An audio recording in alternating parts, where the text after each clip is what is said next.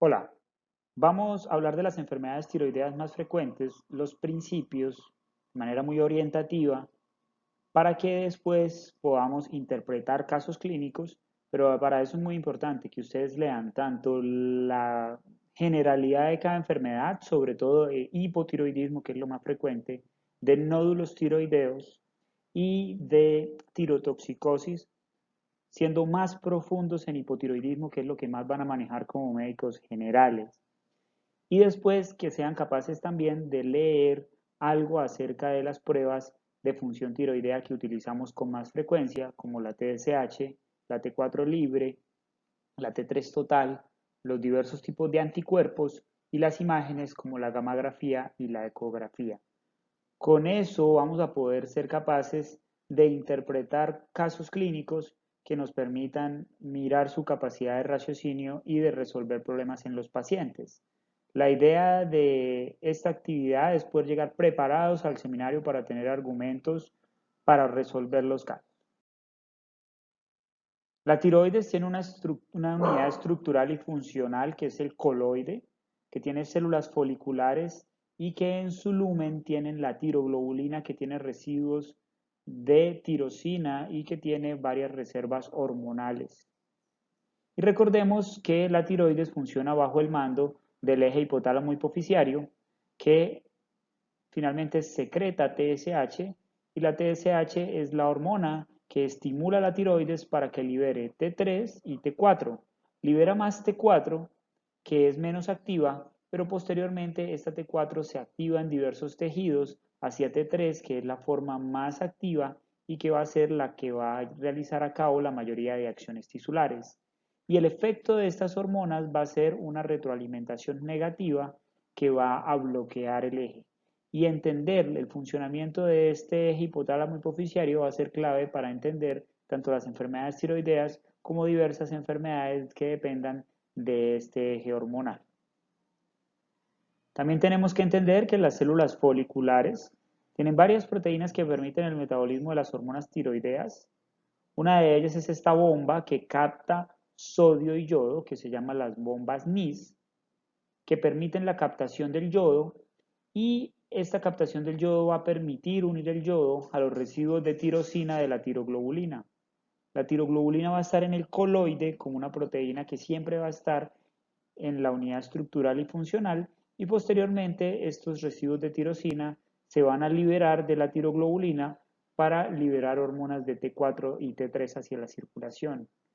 Hay dos enzimas entonces que son muy claves en la síntesis de hormona tiroidea, o dos proteínas, que son las bombas NIS, que son las que permiten captar yodo en grandes cantidades a la glándula, a la célula folicular, y la hormona, perdón, la enzima TPO, que es la tioperoxidasa tiroidea, que es clave en la síntesis de hormonas.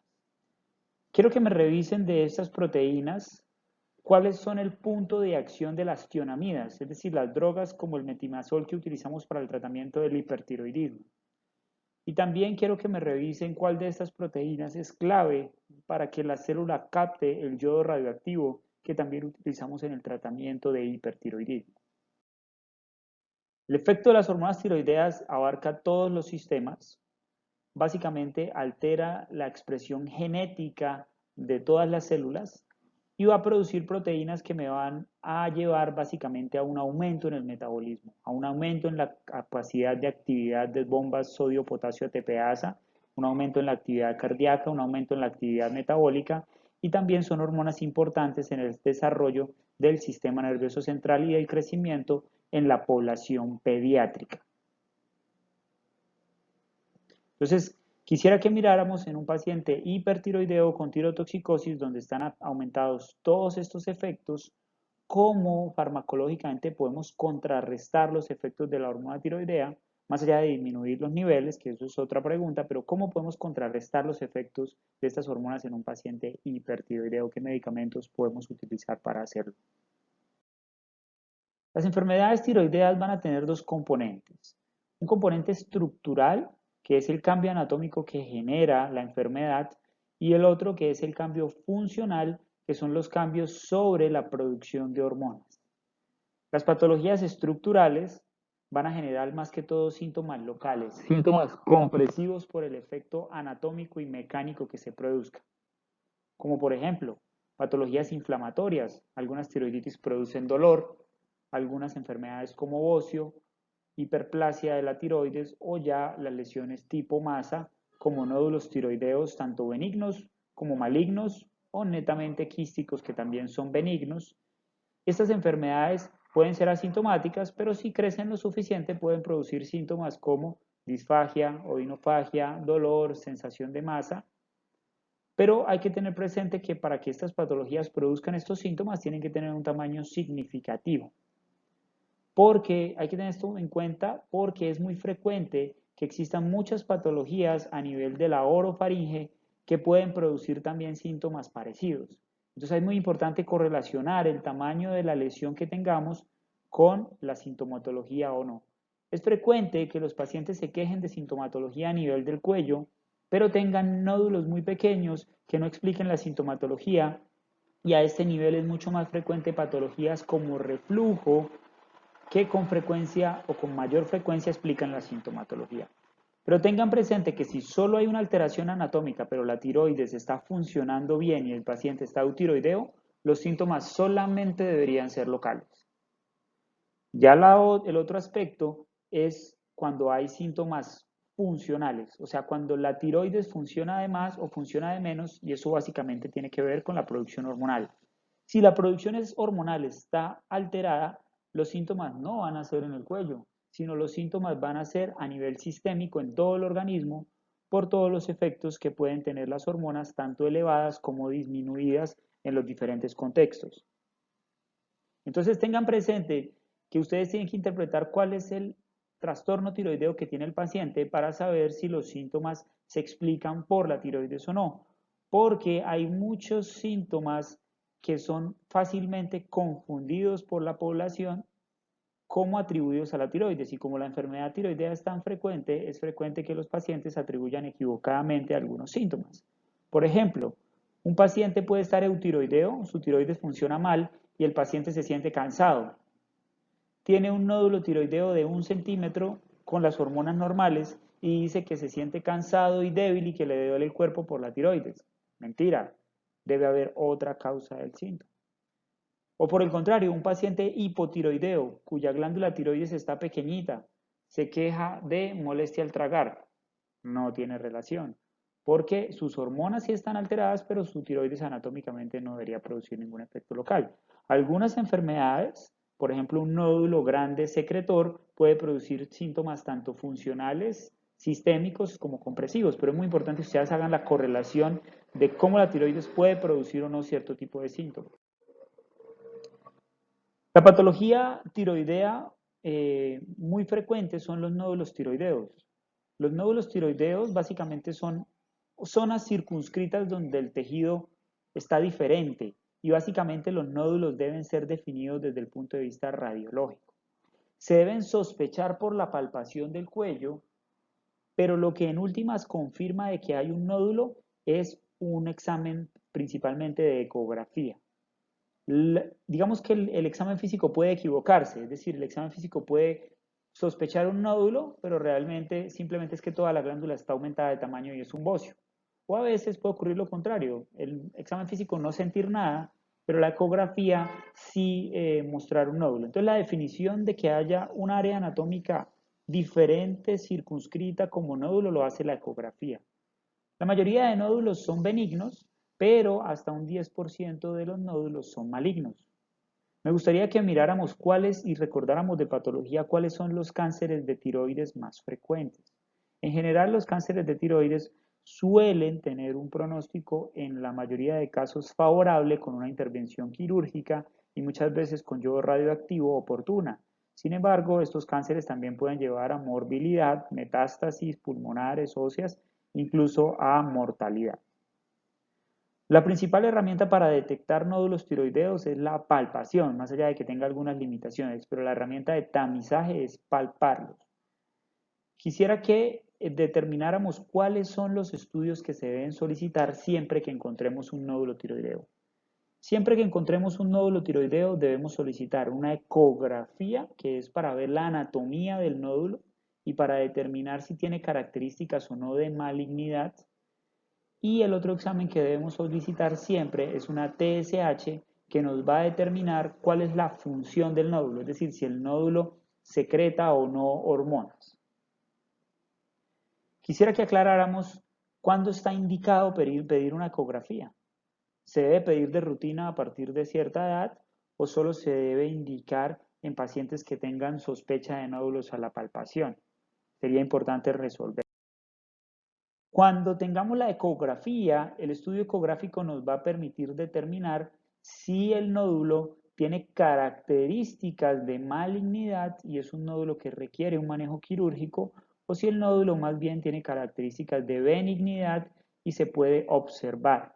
Y solo los nódulos benignos requieren tratamiento quirúrgico para removerlos cuando generen síntomas compresivos significativos, siempre y cuando estemos seguros de que el nódulo es el que produce el síntoma y que tiene un tamaño significativo como para producirlos. Entonces ese es el principal rol de la ecografía. La ecografía es un estudio muy anatómico y es el mejor estudio, de hecho es el estudio más barato y es el estudio de mayor rendimiento para evaluar las características de los nódulos tiroideos. Entonces ustedes deben revisar cuáles son las características de una ecografía que sugiere que un nódulo sea benigno o un nódulo sea maligno, porque es muy frecuente encontrar nódulos tiroideos. Más o menos un 10 a un 20% de la población tiene nódulos tiroideos palpables y en ecografía mucho más, hasta un 40-50% de la población puede tener nódulos y ustedes tienen que saber cuáles de esos pacientes son de riesgo, requieren una intervención, biopsias, remisiones o cuáles se pueden observar con tranquilidad, que son el 90%.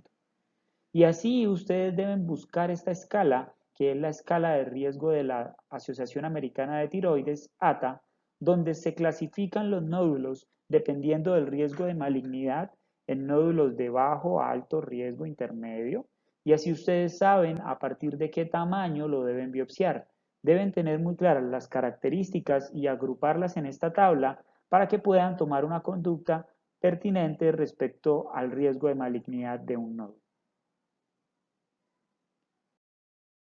Muy bien. Algo que quiero que tengan muy claro es que la gammagrafía de tiroides, que es el otro estudio que hacemos con frecuencia de la tiroides, el otro estudio de imágenes, no es útil para ver las características de malignidad de los nódulos, porque la ecografía es un estudio muy bueno, anatómico, detallado, pero la gammagrafía es un estudio mucho más funcional que me muestra cómo está la tiroides en su actividad en los diversos lóbulos. Es muy útil, lo vamos a ver más adelante, para estudiar la causa del hipertiroidismo, pero no es útil para evaluar nódulos tiroideos básicamente porque no da una imagen que dé ningún detalle, solamente un mapa de calor de la tiroides. Por tanto, la gammagrafía no es útil para estudiar nódulos tiroideos que no tengan hipertiroidismo. Sí es útil para complementar los hallazgos anatómicos si las hormonas están elevadas para saber en ese mapa de calor de dónde viene el exceso hormonal. La gammagrafía no debe estar indicada en pacientes con nódulos tiroideos cuya función tiroidea esté normal o en pacientes hipotiroideos. Tampoco me sirve para estudiar hipotiroidismo. O sea que la gammagrafía solo tiene una indicación clara. Podrían haber otras indicaciones en algunos casos particulares, pero en la mayoría de casos está indicada solo en tirotoxicosis o hormonas elevadas, es decir, cuando la TSH esté suprimida, indicando que hay un exceso de producción y que el eje se está suprimiendo, y nunca se debe indicar en pacientes hipotiroideos o con nódulos no funcionantes. Este es un estudio que hizo el doctor Guandurraga, donde estudió todas las gammagrafías que se hacían en la Foscal hace algunos años y se dieron cuenta que 2 de cada 3 gammagrafías no estaban indicadas porque no aportaban nada. Eran hechas en pacientes hipotiroideos o en pacientes con nódulos no funcionantes, para lo cual no aporta nada el estudio. Cuando sepamos que nódulos son sospechosos de malignidad y según la característica de riesgo de la ATA, vamos a decidir qué nódulos se deben observar ecográficamente y cuáles requieren biopsia. La biopsia de tiroides se hace con una aguja fina lo cual se llama ACAF, aspiración con aguja fina. Más que una biopsia es una citología porque tiene simplemente células sueltas, no es un tejido de bloque completo tisular. Y esta citología nos va a dar un sistema de clasificación de riesgo citológico que se llama el sistema de Bethesda. Es parecido a lo que se hace con las citologías cervicouterinas. En el sistema de Bethesda va a haber unas características que son de benignidad, ¿sí? Va a haber algunas características que van a ser malignas y van a requerir cirugía, y si se confirma cáncer es posible que requieran yodo radioactivo para tratar de eliminar todo el tejido sospechoso. Las benignas, la mayoría de casos se van a observar ecográficamente y si no crecen y no cambian sus características significativamente, no es necesario intervenirlas a menos de que estén produciendo síntomas compresivos significativos. Y hay algunas lesiones que son indeterminadas, es decir, los Bethesda 2 son benignos, los 3 y 4 son dudosos y los 5 y 6 son definitivamente malignos. Estas decisiones usualmente se toman desde el punto de vista especialista, pero ustedes deben entender a qué se refiere un resultado de Bethesda. Entonces, las claves para tener en cuenta de cómo interpretar la patología estructural es que los dos estudios que debemos hacer siempre a un nódulo tiroideo es una TSH y una ecografía. Que la gammagrafía no se debe hacer a menos de que hayan nódulos o que se sospeche sean hiperfuncionantes o en cualquier contexto de hipertiroidismo. Que la ecografía es el examen ideal para definir el riesgo de malignidad y cuándo hay que hacer biopsia. Las lesiones malignas requieren manejo quirúrgico. Las lesiones benignas se van a vigilar y solamente se va a hacer cirugía en caso de que tengan sintomatología obstructiva. Los síntomas de hipotiroidismo y los signos son bastante característicos, están muy bien descritos en la literatura, pero son muy variables dependiendo de cada individuo. En algunos individuos pueden ser muy marcados, en otros individuos pueden ser muy mínimos o incluso asintomáticos. Esto depende de la severidad del hipotiroidismo y también depende de la individualidad de cada persona. Pacientes que tienen niveles muy alterados de hormona y tienen mínimos síntomas y pacientes que tienen unas alteraciones más leves y tienen síntomas más marcados. Deben ustedes revisar cuáles son los síntomas característicos o más frecuentes y más prevalentes de hipotiroidismo. Sin embargo, la presentación clásica típica de hipotiroidismo con mixedema, es decir, con acumulación de agua y glucosaminoglicanos en los tejidos, con las características facies abotagadas, con pérdida del tercio externo de las cejas, todas estas fases y características evidentes no son tan frecuentes. La mayoría de pacientes tienen un fenotipo normal y esta presentación clásica de mixedema solo se ve en estados muy severos, obviamente lo podemos ver, pero no esperen encontrar así al paciente, sobre todo hoy en día porque hacemos muchas pruebas de tiroides que nos permiten diagnosticar al paciente mucho antes de que llegue a estos estadios, aunque bien pueden presentarse.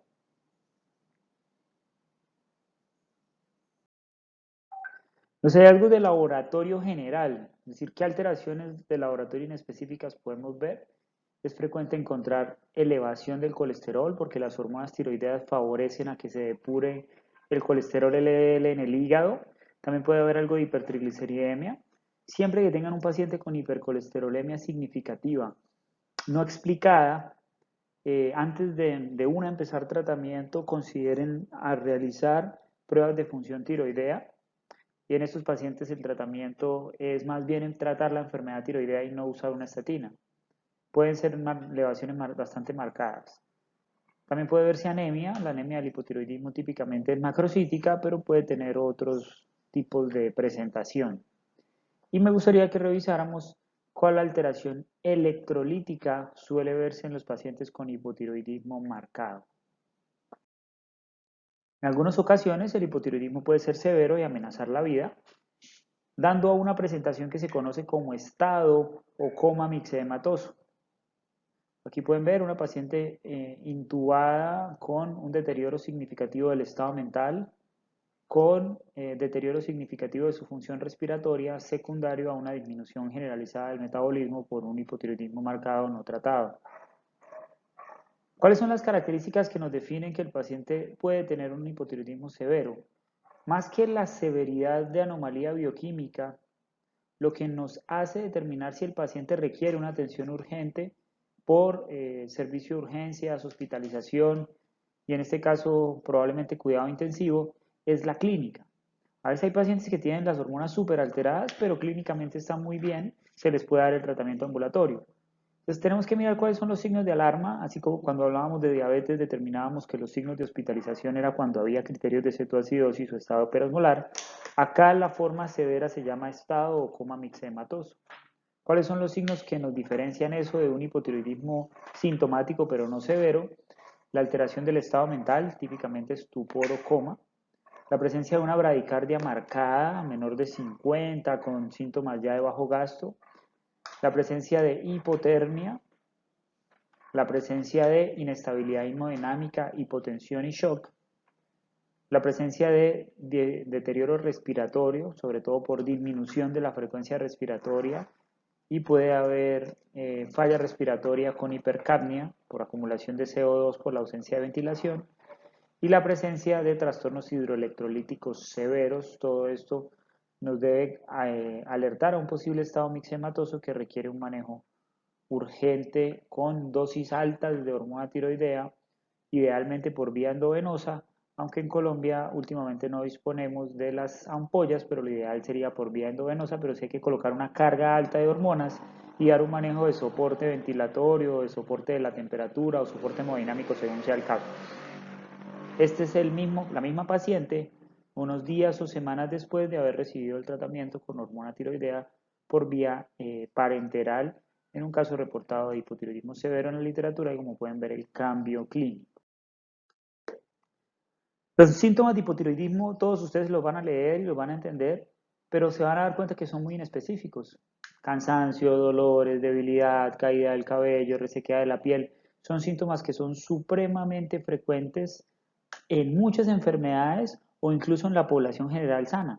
Es decir, es frecuente que la gente se sienta cansada, es frecuente que la gente se le caiga el pelo, es frecuente que la gente tenga resequedad en la piel, incluso sin tener una enfermedad específica. Por tanto, es muy importante siempre tener un diagnóstico diferencial apropiado cuando creamos de que puede haber una enfermedad tiroidea y no caer en la tentación de atribuir todo lo que veamos necesariamente a disfunción de la tiroides. Y tenemos que hacer diagnóstico diferencial de enfermedades. Muchas enfermedades caben dentro del diagnóstico diferencial, pero tal vez las más frecuentes son la presencia de anemia, muy frecuente anemia ferropénica en mujeres jóvenes, de depresión, de fibromialgia que produce dolores musculares significativos, de enfermedades neurológicas como demencia, de obesidad primaria y síndrome metabólico, y podría continuar con muchas más, trastornos adaptativos, las enfermedades psiquiátricas, el estrés. Cuando ustedes traten de interpretar los síntomas, asegúrense que de verdad el hipotiroidismo es el que tiene una severidad significativa para producir estos síntomas. Pero miren si hay otro diagnóstico diferencial. Con frecuencia mi consulta es decirle al paciente la tiroides no es el problema y usted tiene una depresión marcada, démosle tratamiento. O tiene una anemia marcada por falta de hierro, démosle tratamiento. Importante tener presente ese diagnóstico diferencial. No todo es la tiroides, y menos si la alteración de la tiroides es leve, o bien si la tiroides ya se trató y los niveles hormonales están controlados. El hipotiroidismo puede tener dos causas según la localización anatómica del daño. El primario es el más frecuente y es el 95% de los casos. Ahí podemos tener muchas causas que dañen directamente la tiroides, pero lo más frecuente es un daño autoinmune en lo que conocemos histológicamente como tiroiditis de Hashimoto. También podemos tener otras causas como el manejo quirúrgico, sobre todo cuando se opera toda la tiroides o la gran mayoría de la tiroides.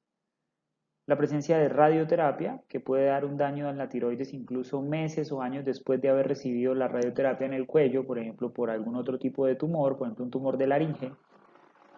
Los medicamentos que más suelen producir hipotiroidismo son la miodarona, que se usa para arritmias, y el litio. Ambos medicamentos también pueden producir hipertiroidismo. Y es frecuente que los pacientes desarrollen hipotiroidismo después de haber recibido yodoterapia. La yodoterapia lo que hace es ablacionar, matar el tejido tiroideo y por tanto es frecuente que se desarrolle hipotiroidismo a largo plazo después de yodoterapia como tratamiento para el hipertiroidismo. El 95% o incluso más, hasta el 99% de los hipotiroidismos son primarios. Los hipotiroidismos de origen central son más raros y constituyen un 1 a un 5% de los casos, y cualquier daño a nivel de la hipófisis o el hipotálamo puede producirlo. Sin embargo, el 90% de las causas, o sea, lo más frecuente de lesión que podemos tener a nivel hipofisiario, son las lesiones por adenomas, o bien los tratamientos mismos de los adenomas. Al tratar de operarlo, al tratar de darle radioterapia, puede haber una lesión en las células productoras de TRH o TSH. Y de ahí hay muchas lesiones o muchos tumores como el craniofaringioma, lesiones aneurismáticas, infecciosas, entre otras que pueden producir daño a nivel de este eje. El perfil hormonal va a ser el que va a hacer el diagnóstico del hipotiroidismo. La única forma de hacer diagnóstico de un trastorno funcional tiroideo es midiendo las hormonas. Para el hipotiroidismo primario, que es la gran mayoría, el cambio más importante va a ser la elevación de la TSH. Y vamos a tener dos formas de hipotiroidismo primario. Uno manifiesto, que es una forma más severa de hipotiroidismo, en el cual la TSH está alta, pues porque el eje no sensa que haya hormonas tiroideas y por ausencia de feedback negativo se dispara la TSH, y la T4 libre, por la falta de función tiroidea, está baja. Esta es la forma más severa y se llama un hipotiroidismo manifiesto o en inglés overt. El hipotiroidismo subclínico es una forma más leve de hipotiroidismo en el cual la glándula está un poco lenta, pero gracias a que la TSH detecta esa disminución en la función tiroidea, la TSH aumenta y estimula un poco más la tiroides y los niveles de T4 libre se mantienen normal. El daño en ambos casos está a nivel de la tiroides, sino que en un caso es más severo que en otro y en uno se afecta la T4 libre y en otros todavía se conserva. Y el otro hipotiroidismo, que es el central, va a tener un perfil diferente. Lo que va a ser clave para diagnosticar un perfil de un hipotiroidismo central es una T4 libre que está baja. Y la TSH va a estar baja también porque la hipófisis y el hipotálamo no están funcionando bien, o va a estar normal. ¿Cómo puede explicar que una TSH esté normal? Entonces, si la T4 libre está baja, si la tiroides no está funcionando bien, uno esperaría que la TSH subiera de manera compensatoria. Si la TSH no está aumentando en presencia de una T4 baja, quiere decir que la hipófisis o el hipotálamo no están respondiendo bien. Entonces, en un hipotiroidismo central vamos a tener una T4 libre baja con una TSH normal o baja, indicando una insuficiente respuesta del eje. Es de anotar que en un hipotiroidismo central, la presencia de una TSH normal no nos descarta la enfermedad. Siempre tenemos que ver cómo está la T4 libre. Y esto es la explicación. Esta gráfica nos muestra por qué las hormonas se comportan así. En este eje vemos los niveles de TSH y en este otro eje vamos a ver los niveles de T4 libre. Estos punticos indican los niveles de T4 libre normal. Ustedes van a ver que si la T4 libre está normal, los niveles de TSH van a estar en un rango normal promedio, o sea, en un paciente eutiroideo. Pero fíjense ustedes cómo a medida de que las hormonas tiroideas y la T4 cae, la TSH siempre se va a elevar de una manera exponencial. Es decir, cambios pequeños en la T4 libre van a generar que la TSH, que es muy sensible a los cambios de la función tiroidea, se dispare. Incluso fíjense que la TSH se puede elevar incluso antes de que la función tiroidea, de que la T4 libre ya esté baja. Es decir, el paciente está un poquito hipotiroideo, la T4 libre todavía está en rangos normales, pero la TSH se da cuenta antes y se empieza a elevar. Por eso es que en los trastornos subclínicos tenemos elevada la TSH como el primer cambio cuando hay una alteración en la función tiroidea primaria. O al contrario, vean cómo ustedes, a medida que la función tiroidea empieza a aumentar, cómo la TSH empieza a disminuir incluso antes de que los niveles estén por debajo del rango normal. Obviamente, ya cuando la T4 libre esté significativamente alta, los niveles de TSH van a llegar prácticamente a cero, o cuando los niveles de T4 libre estén por debajo del rango normal, la TSH se va a disparar y va a tener niveles muy altos, y por eso en el hipotiroidismo manifiesto vamos usualmente a tener niveles de TSH usualmente por encima de 15-20, aunque eso no es un corte que lo defina, lo que lo define es la disminución de la T4 libre asociada a la elevación de la TSH. Entonces, en este espectro, acá donde señalamos la flecha, veríamos a los pacientes con hipotiroidismo de tipo manifiesto, y aquí veríamos a los pacientes con hipotiroidismo de tipo subclínico. Entonces, como la TSH es la primera prueba que se va a alterar si tenemos enfermedad tiroidea primaria, que es la más frecuente, simplemente con hacer una TSH vamos a descartar la mayoría de problemas tiroideos, porque si hablamos de un trastorno tiroideo primario, la TSH siempre va a ser la primera que se va a dar cuenta. Entonces nuestra prueba de tamizaje o nuestra prueba de pesquisa para detectar un hipo o un hipertiroidismo siempre va a ser la primera prueba TSH.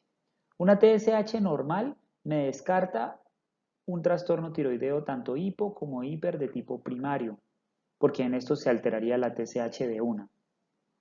Lo que no me descarta una TSH normal es un trastorno central, porque en el central si la TSH no está funcionando bien y puede estar normal o baja.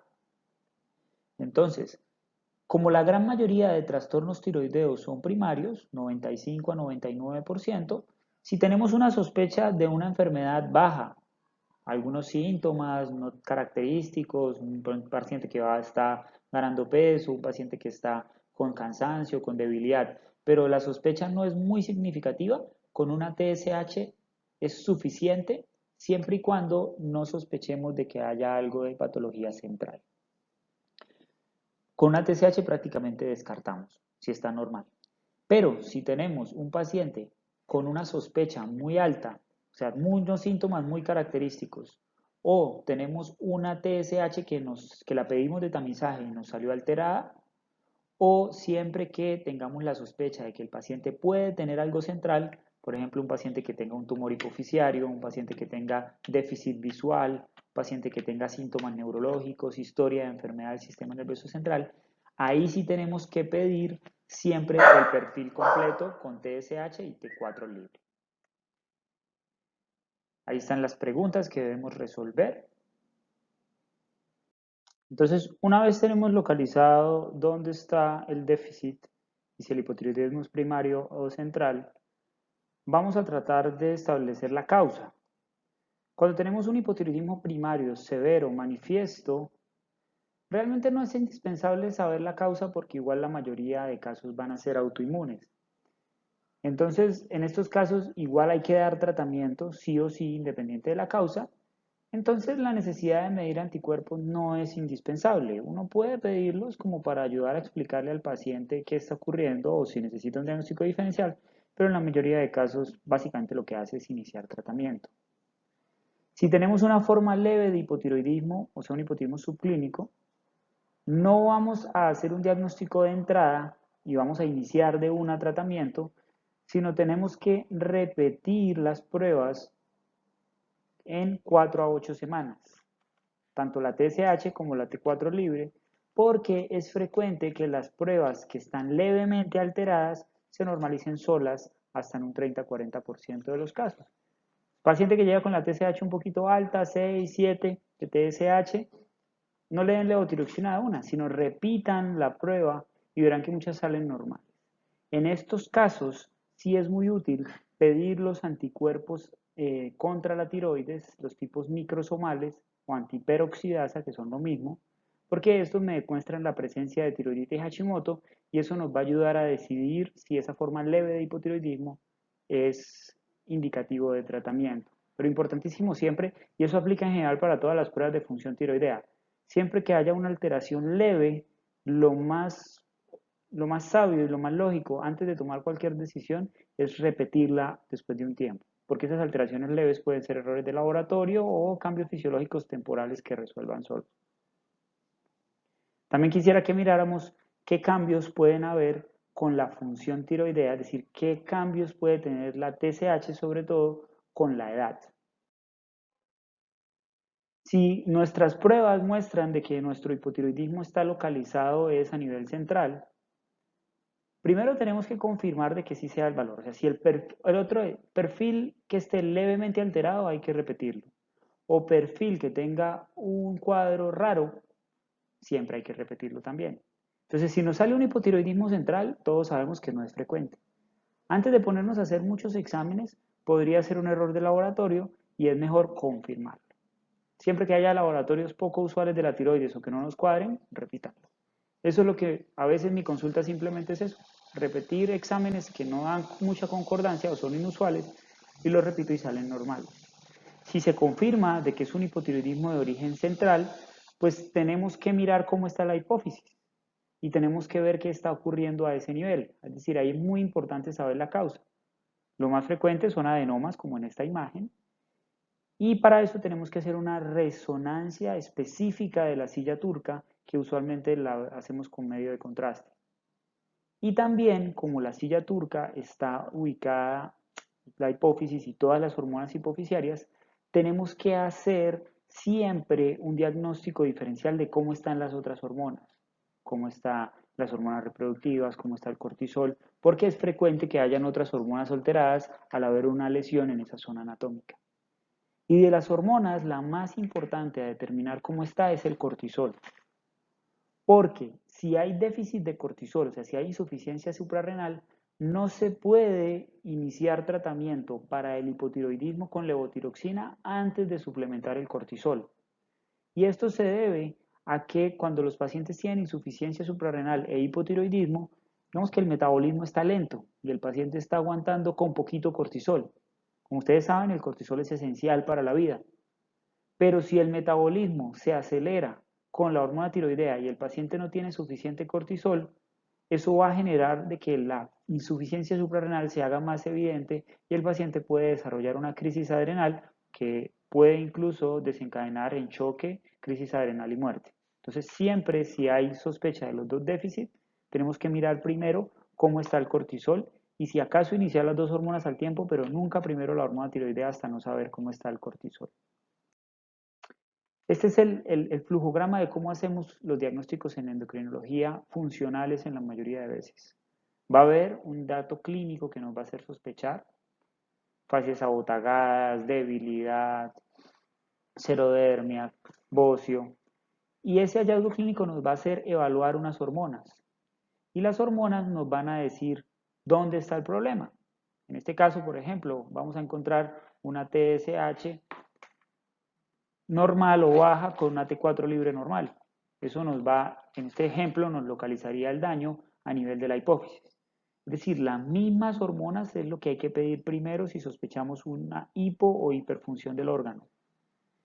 Y ya cuando las hormonas nos hayan localizado, es decir, cuando ya tengamos un diagnóstico hormonal bioquímico, ahí sí vamos a pasar a hacer imágenes del órgano que las hormonas nos hayan localizado. Por ejemplo, en este caso, podríamos hacer una resonancia de silla turca para mirar qué pasó. Pero no nos saltamos pasos. Es decir, no es que yo creo que este paciente tiene una acromegalia y entonces yo le hago una resonancia de hipófisis. No, primero le mido la hormona de crecimiento o la somatomedina C para ver si la hormona sí está elevada. No es que yo creo que el paciente tiene hipotiroidismo y entonces le hago una ecografía de tiroides. No, las imágenes son solamente estudios estructurales. Las imágenes no me dicen si el paciente está hiper o hipotiroideo. Entonces yo primero tengo que hacer el diagnóstico hormonal. ¿Cuál es el tratamiento del hipotiroidismo? El hipotiroidismo, cuando requiere tratamiento, que son todos los hipotiroidismos manifiestos y solo algunos de los subclínicos, el tratamiento estándar es la levotiroxina. La levotiroxina es hormona tiroidea T4 en una forma farmacológica. Se ha intentado utilizar T3 o algunas combinaciones de T4 con T3, pero realmente la eficacia no ha cambiado y por el contrario, al ser la T3 más potente, es posible que hayan reacciones adversas. De hecho, la T3 casi no se comercializa en Colombia y solo se consigue levotiroxina. Hay varias marcas de levotiroxina, algunas un poco de una calidad y estabilidad farmacológica mayor, pero todos los medicamentos Para tratar tiroides tienen levotiroxina. La T3 no se indica en la mayoría de casos. La levotiroxina es un medicamento que es muy delicado y que requiere que el paciente lo tome bajo ciertas condiciones especiales para que su efecto no se altere. El más importante de ellos es que el estómago esté vacío cuando se tome la droga. El paciente debe llevar 3 horas al menos de la última comida y debe durar al menos 1 hora, mínimo 30 minutos después de comer, porque los alimentos activan la hormona. La hora más fácil para hacer esto es en ayunas. Sin embargo, si el paciente cena tarde, también podría hacerlo tomar la tarde en la noche. Lo importante es que guarde el ayuno, más que la hora es el periodo de ayuno. Y también importante recordar que la levotiroxina tiene una vida media de hasta 7 días. Por eso, para ajustar la dosis del medicamento, a veces podemos dar una dosis un día, otra dosis otro día, o quitar una pastilla a la semana, o agregar una pastilla a la semana, y básicamente lo que importa es el efecto acumulado de la droga de toda una semana y no tanto lo que tome un paciente en un día específico. La dosis inicial va a depender de la severidad del hipotiroidismo. En un paciente que tenga un hipotiroidismo muy severo, una TSH por los cielos, una T4 libre muy bajita, un paciente que le quitaron la tiroides por una cirugía, un paciente que le quemaron la tiroides con yodo radioactivo, esos pacientes van a requerir de entrada una dosis de suplencia total en base al peso y la dosis tiene algunos rangos, pero en términos generales lo más aceptado es de 1.6 microgramos por kilo día. En algunos casos un poco más leves, manifiestos, o sea, la T4 libre está bajita, pero de pronto no está tan bajita, la TSH está elevada, pero no tan marcado, indicando de que la tiroides está lo suficientemente dañada como para que el hipotiroidismo sea manifiesto, pero todavía no es completo, sino parcial. En esos casos es suficiente con 1 a 1.2 microgramos al día. Cuando decidimos tratar un subclínico en el cual hay un leve déficit de la hormona, pues no podemos ponerle toda esa cantidad como si el paciente estuviera sin tiroides. En esos casos, usualmente con iniciar 25 a 50 microgramos al día suele ser suficiente. En esos casos sí no nos basamos tanto en peso porque las dosis son muy bajitas y utilizamos las pastillas más bajitas que hay. Siempre hay que recordar de que las dosis deben ser más conservadoras, es decir, siempre preferir la dosis como más baja en pacientes adultos mayores, en pacientes con enfermedades cardíacas. No quiere decir que no le podamos eventualmente poner una dosis de reemplazo completa, pero si yo tengo de pronto entre dos dosis y tengo la duda, siempre prefiero irme por ser un poco más cauteloso en esta población de pacientes y les dejo de tarea que me revisen por qué hay que ser más cauteloso en esta población. ¿Cómo vamos a evaluar si el tratamiento es apropiado una vez el paciente se empezó a tomar su levotiroxina con adherencia y con las recomendaciones recomendadas y con la dosis inicial calculada en base a la severidad del hipotiroidismo? La principal meta, como va a ser la hormona más sensible para detectar cómo está la función tiroidea, va a ser en casos de hipotiroidismo primario, va a ser la TSH. El eje hipotálamo hipoficiario siempre va a estar censando si hay mucha o poquita hormona y va a ser el que mejor nos va a decir si el paciente le sobra o le falta hormona y por tanto la TSH es la principal meta de tratamiento en pacientes con hipotiroidismo primario. La meta y lo que buscamos es normalizar la TSH. En algunos casos, en pacientes adultos mayores, hay que tener presente que la meta puede ser diferente, eso ustedes lo van a investigar. Y en algunos pacientes con historia de cáncer de tiroides también la meta puede ser diferente, ese también me lo van a averiguar. En general, si la TSH se normalizó, quiere decir que el eje detectó de que el paciente estaba con una función tiroidea completamente normal y la T4 libre va a estar normal. De hecho, es frecuente que la T4 libre se normalice, pero la TSH detecte grados de de hipertiroidismo con más sensibilidad. Sin embargo, podríamos utilizar la T4 libre, no de rutina, pero en algunos casos especiales, sobre todo cuando queremos ver el control más rápido. ¿Cuánto se van a demorar en normalizar los niveles de TSH después de ajustar la droga o de iniciar la droga? Van a demorarse, porque la TSH se demora en responder más o menos de 4 a 8 semanas. Entonces, si queremos saber más rápido cómo va el paciente, de pronto un paciente hospitalizado, de pronto un paciente que necesita una cirugía, de pronto un paciente que está muy crítico, y ustedes quieren saber en días o semanas cómo va, podemos medir la T4 libre que tiene cambios más rápidos y más o menos uno puede empezar a ver los cambios después de un par de días y ya puede ver el cambio óptimo más o menos en unas 2 a 3 semanas. También podría utilizarlo yo para entender mejor algunos pacientes que no se controlan. Si utilizamos la T4 libre, la TSH no se va a afectar si el paciente toma la pastilla el día que se hizo el examen, porque como les mencioné, el efecto sobre la TSH se va a tomar varias semanas. Pero si el paciente toma la levotiroxina el día de la toma de la muestra y la tomó antes de que le tomaran la muestra, puede que esa muestra salga un poco alta porque al recién absorber la droga puede haber un pico de absorción y la T4 libre va a salir un poco alta, usualmente un 30-40% más alta, sin necesidad de que esto indique de que el paciente esté hipertiroideo, sino simplemente es que acaba de absorber la droga. Entonces, si ven que la T4 libre está alta, pregúntenle al paciente si se tomó la pastilla antecitos de que le tomaran el examen.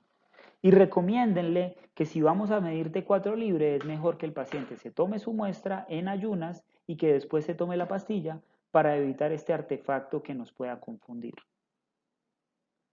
El hipotiroidismo central, cuando estamos tratando una patología hipotálamo hipoficiaria, no nos va a servir la TSH. No nos va a servir medir una hormona que está dañada. Para el primario sí nos sirve porque esa hormona es el sensor, nos dice qué tanto hay de función tiroidea, pero en este caso el sensor está dañado.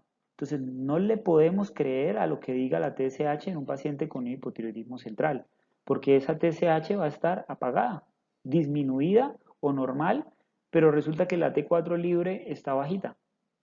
Entonces, en esos pacientes no medimos TSH, sino medimos T4 libre. O sea, ya medimos directamente la hormona porque el sensor está dañado.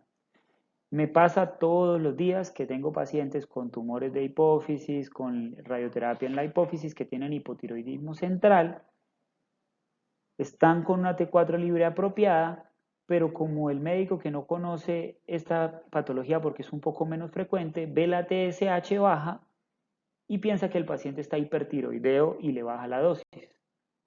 Ojo, la TSH siempre va a estar bajita porque la TSH está dañada. Entonces, en hipotiroidismo central siempre es muy importante medir la T4 libre. Una vez, si el paciente está en las metas que queremos de TSH T4 libre, pues el paciente está bien. Puede que sus síntomas tomen algunas semanas en mejorar o incluso meses, porque los efectos de la hormona pueden tardar un tiempo, eso hay que explicárselo al paciente. Y una vez estamos en metas, pues lo ideal es continuar con la misma dosis. Recordando de que una vez iniciamos la droga, podemos evaluar la respuesta de la TSH, como les dije, en 6 a 8 semanas, y de la T4 libre un poco más pronto, de 1 a 2 semanas. Si el paciente está fuera de metas, tenemos que hacer un ajuste. Si el paciente está en tratamiento para un hipotiroidismo primario, pues la meta va a ser la TSH. Ustedes me van a averiguar si la TSH está alta, eso que indica, y si la TSH está baja, eso que indica. En términos generales, dependiendo de cómo esté el paciente, vamos a tener que subir o bajar la dosis. Y usualmente vamos a hacer cambios de la hormona tiroidea del 10 al 20%. O, como para hacerlo más fácil, según las presentaciones de levotiroxina, porque usualmente vienen de 25 en 25, vamos a hacer cambios de 12.5 a 25 microgramos al día. Por ejemplo, el paciente viene con 100, todavía no está controlado, le podemos subir a 112, a 125. Otra alternativa, si el paciente necesita subir o bajar la dosis, y sobre todo si ya tiene pastillas de una presentación o no conseguimos exactamente la pastilla que queremos, la otra opción es quitar o disminuir una pastilla a la semana. Por ejemplo, el paciente está con 100 al día y resulta que está pasado de dosis. Le podemos decir que se tome la misma de 100 de lunes a sábado y descanse el domingo. Eso equivale más o menos a disminuir un 15 al 20% la dosis o aumentar la dosis si quitamos o agregamos una pastilla a la semana. Va a haber algunos pacientes, la mayoría de pacientes van a entrar en metas, siempre y cuando ustedes tengan en cuenta todos los ajustes que indicamos y hagan un monitoreo persistente. En el paciente que ya está controlado, los controles pueden ser incluso cada 6 a 12 meses. En el paciente que necesite ajustes, pues deben hacerlo más seguido. Pero van a haber pacientes que no van a responder. Cuando el paciente no responde, ustedes deben interrogarse muchas cosas. ¿Por qué no responde? Eso me lo van a averiguar, es decir, qué hace que la hormona tiroidea no esté funcionando y qué siempre deben descartar y cuál es la principal causa de que el paciente no entre en metas. Ya una porción muy pequeña de pacientes que están con dosis muy altas de levotiroxina se van a considerar resistentes al tratamiento. La mayoría de pacientes con hipotiroidismo primario, que es el más frecuente, van a ser manejados exitosamente por médicos de atención primaria, como médicos generales o médicos familiares, y con estas pautas de manejo se pueden controlar sin necesidad de ningún manejo especializado por endocrinología. Los pacientes con hipotiroidismos centrales o con hipotiroidismos refractarios o hipotiroidismos cuyo control sea muy variable, es decir, el paciente no llega a metas, se sube, se baja, pueden requerir la intervención de un especialista en endocrinología, pero la mayoría se pueden manejar exitosamente por atención primaria. Entonces, ¿cuáles son las causas más frecuentes de no llegar a metas? Y recordemos y tengamos muy claro repasar cuáles son las características adecuadas para determinar de que el paciente está tomando bien levotiroxina. En los pacientes que tengan hipotiroidismos centrales, lo que quiero que recuerden es que no van a mirar la TSH porque está dañada y esos pacientes también es de seguimiento especializado porque son poco frecuentes y porque a menudo los pacientes con hipotiroidismos centrales tienen daño de varias hormonas o tienen lesiones en la hipófisis mucho más complejas que pueden alterar la visión, requerir cirugía y el manejo es mucho más difícil. Pero el paciente con hipotiroidismo primario, desde que esté controlado con su levotiroxina, es suficiente. Los casos de hipotiroidismo subclínico en la mayoría de casos no van a requerir tratamiento. De hecho, un buen porcentaje de los hipotiroidismos subclínicos van a revertir solos.